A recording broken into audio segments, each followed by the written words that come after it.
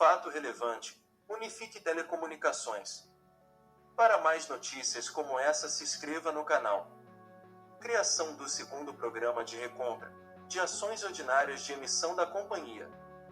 Conforme alterações, informa aos seus acionistas e ao mercado em geral que seu Conselho de Administração, em reunião realizada em 12 de maio de 2022, aprovou a criação do segundo programa de recompra de ações ordinárias de emissão da companhia, nas seguintes condições. Objetivo da companhia: o programa de recompra tem por objetivo a aquisição das ações ordinárias de sua própria emissão, para permanência em tesouraria, cancelamento ou posterior alienação das ações no mercado, visando maximizar a geração de valor para os acionistas da companhia, por meio das transações a serem posteriormente definidas, incluindo, mas não se limitando, a transferência de ações para pagamento de parte do preço de aquisição, no contexto de futuras transações de fusões e aquisições, a serem realizadas pela companhia, ou eventual exercício de direitos no âmbito do plano de opção de compra de ações da companhia, e de quaisquer outros planos a serem eventualmente aprovados pela companhia,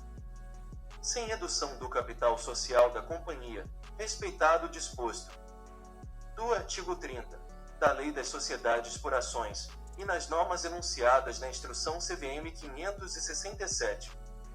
Quantidade de ações a serem adquiridas: a quantidade a recompra limitar-se a 3 milhões de ações ordinárias, nominativas, escriturais e sem valor nominal, que corresponde a 0,83%, 83 centésimos por cento, do total de ações emitidas pela companhia e de 3,18%, 3 inteiros e 18 centésimos por cento, do total de ações da companhia em circulação no mercado, nesta data.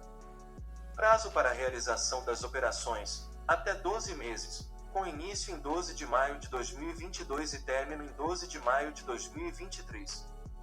Quantidade de ações em circulação no mercado: 94.274.663 ações ordinárias, nominativas, escriturais e sem valor nominal. Instituições financeiras intermediárias: Banco BTG Pactual S.A. A diretoria da companhia definirá a oportunidade e a quantidade de ações a serem efetivamente adquiridas, observados os limites e o prazo de validade estabelecidos pelo Conselho de Administração e legislação aplicável. Se gostou, deixe seu like, curte e compartilhe. Um oferecimento Fábio na Bolsa.